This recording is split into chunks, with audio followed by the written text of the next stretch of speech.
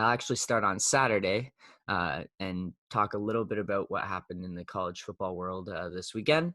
I And saw one particular highlight. which one? Which hurdle? Oh, shit. Okay, I only saw one hurdle. I'm sure you saw Najee Harris's hurdle.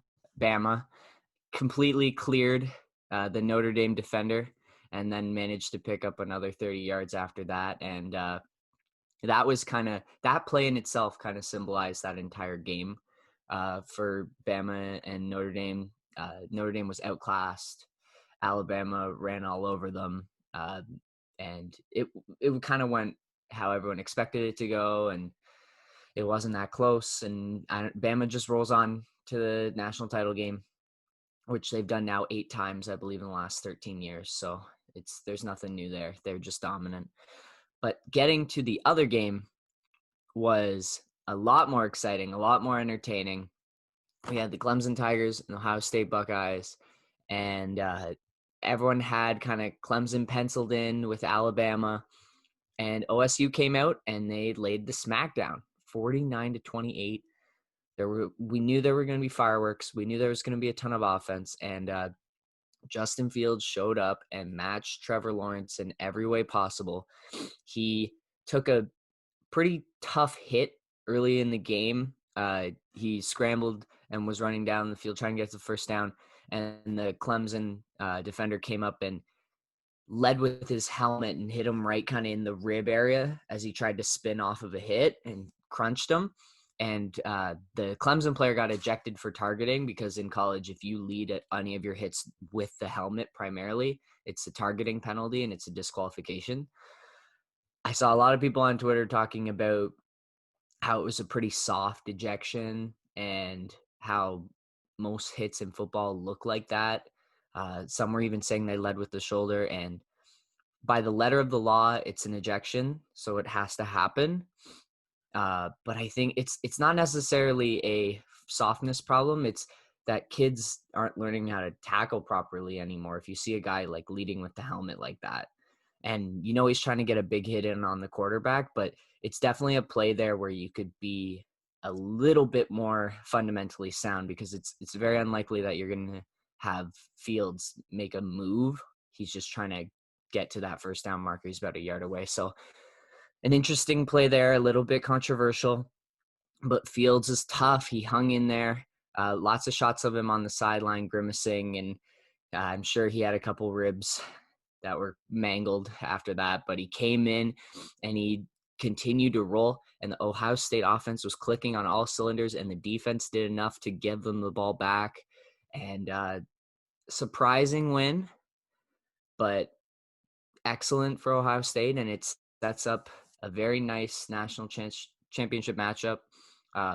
My wonder is possibly Ohio State having played less games this season, only 6 leading up to this versus Clemson's 11, if maybe they were a little bit fresher and had a little bit more time to prepare for this game. But you can't ignore the fact that it was a pretty convincing win. So Ohio State was just the better team this year. And kind of last thing I want to touch upon before this game happened, Coach Dabo Swinney of Clemson had Ohio State ranked 11th in his top 25 teams in the country, and Ohio State came out and beat him. So I don't know what that says about his rankings now, where Clemson would be ranked. Or Did he rank his own team?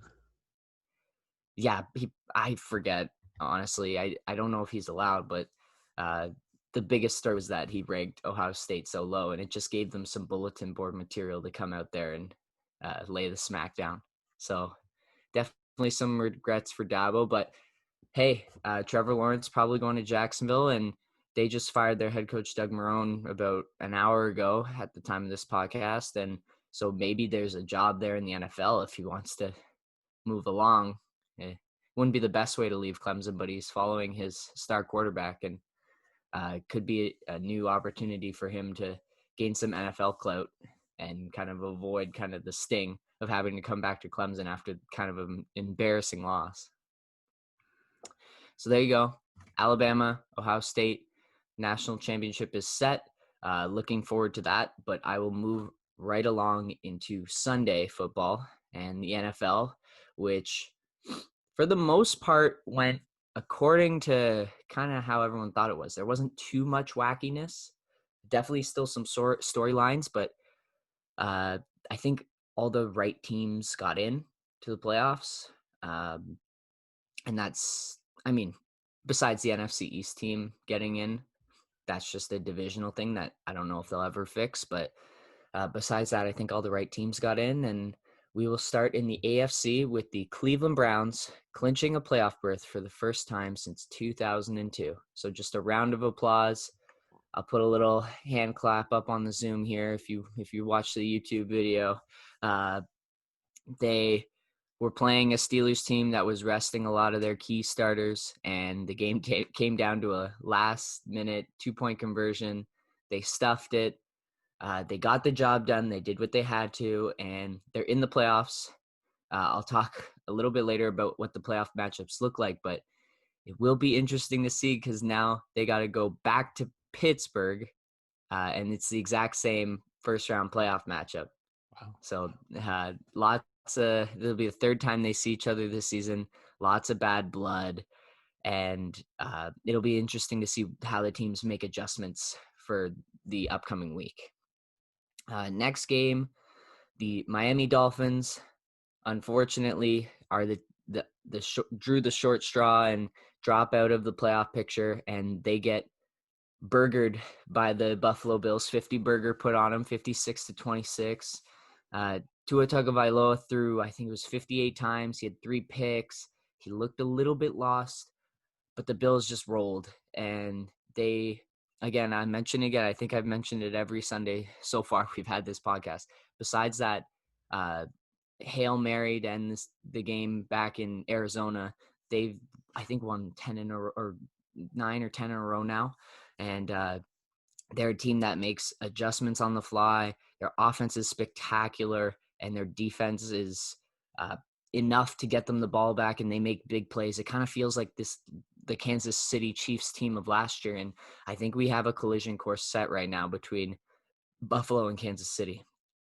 Now, while the Dolphins lose out on the playoffs, they do have the Houston Texans pick, which will be 3rd overall, and I think they're just a year ahead of schedule. They're going to definitely be an absolute powerhouse next year. They just got to hope that Tua takes another step in his development, and this team is going to have a bunch of studs on both sides of the ball.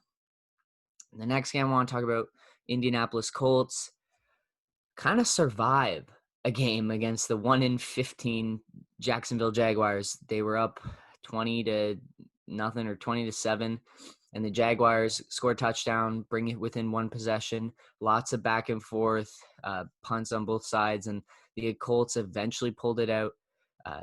Jonathan Taylor had 253 rushing yards. He was spectacular. And the Colts sneak into the playoffs after they possibly had a chance of missing it at 11-5. But they're in, and they will be the 7th seed, so they'll have to head to Buffalo. So they'll have thanked Buffalo for knocking out Miami in order for them to get a playoff spot, but now they got to go beat them. So how friends become enemies week to week in the NFL. Next game is the Ravens taking care of business against the Bengals. They had a franchise record 404 rushing yards, and this is a story with this team. They blow out bad teams. They absolutely pound the football, and they have set themselves up for a rematch of last year's matchup between them and the Tennessee Titans, where the Titans were the underdog, came to Baltimore, and just were the tougher, more physical team and had a huge upset. Now the Ravens are the wild card team coming to Tennessee, and hopefully they want to repay the favor. These teams do not like each other, so it sets up an awesome matchup.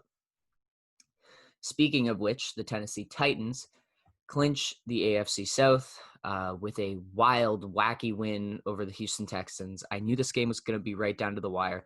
The Titans cannot play defense for some reason, but their offense is super explosive. Shout out to Derrick Henry, becomes the 8th player in NFL history to rush for 2,000 yards in a season. The king, he's a monster. He's almost untackleable when it comes playoff time. and they're going to lean on him a ton in the playoffs if they want to have any chance of making it through. I just think their defense is going to get exposed. This game, super exciting. 26 seconds left. The Titans throw a bomb down the field. A.J. Brown catches it with 10 seconds left. They run one more play to get into a better field goal position and kick the game-winning field goal off the post and in to avoid going to overtime. They had a playoff spot either way, but now they get the home game in the first round of the playoffs against the Ravens. Moving on to the NFC, Andy Dalton gets sacked and then throws a late interception to cost the Cowboys their shot at the NFC East, meaning that the New York Giants had a chance to clinch the division if the Washington football team lost. The Giants won that game, but unfortunately for them, the Washington football team ended up pulling it out. And the story in the football team game was that the Eagles ended up benching most of their starters in the fourth quarter. And the theory behind that is they were tanking for a better draft pick, but a lot of people across the league and a lot of fans across the league didn't like that they pretty much gave up, even in a game that they didn't have anything to play for.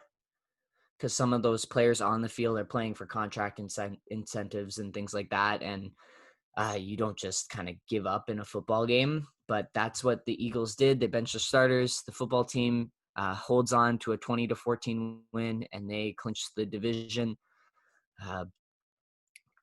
Perfect way for the NFC East to kind of wrap up where the teams kind of limp into the playoffs. And there was wildness in the Cowboys-Giants game where the Cowboys throw the interception in the end zone when they had a chance to win, and then the Giants running out the clock fumble but barely recover it. And it was just a wild NFC East time, and it's set up to be an interesting matchup for the football team as they will host the Tampa Bay Buccaneers in the first round of the playoffs. And Tom Brady, the game I believe is at 8 p.m. on the Saturday, and I will get to us in my preview, but we'll see how Tom does when he's past his bedtime. Next game, we had the Arizona Cardinals playing the Los Angeles Rams. Winner gets into the playoffs, and it was a battle of no-name quarterbacks because of the injuries to Jared Goff and Kyler Murray. The Cardinals had Murray play. He was injured kind of most of the game and came back near the end, but they had Chris Streveler, who won the Grey Cup with the Winnipeg Blue Bombers. He was their backup quarterback, so a little bit of CanCon. He got in there. He wasn't great. He wasn't terrible, but he did as much as you could have hoped for a backup who wasn't expecting to play in a win and in playoff scenario.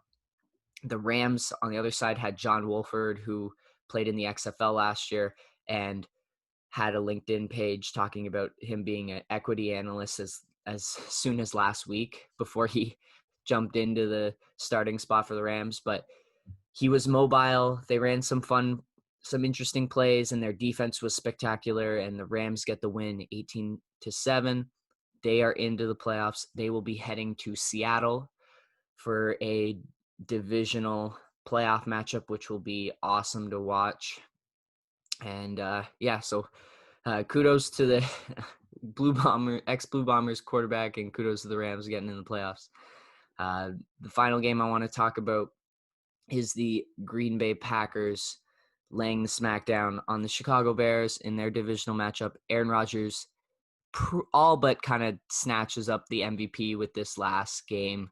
I think he threw for 4 touchdown passes, and the Bears, despite losing, still managed to get into the playoffs due to the Cardinals' loss. The Bears will be heading to New Orleans, and this game will be on Nickelodeon, which will be interesting with the graphics. Yeah, Nickelodeon bought the rights for this game, so it'll be a weird one. And we'll preview this all on Friday, but I got kind of the New Orleans Saints circled here for a relatively easy first-round matchup. That wraps up NFL Week 17. Nothing too crazy. The Titans-Houston game was probably as close as it gets, and NFC East had some wackiness, but that wraps up my football fan cave for this week. We'll take a quick break, and we'll be back for some Combat Corner.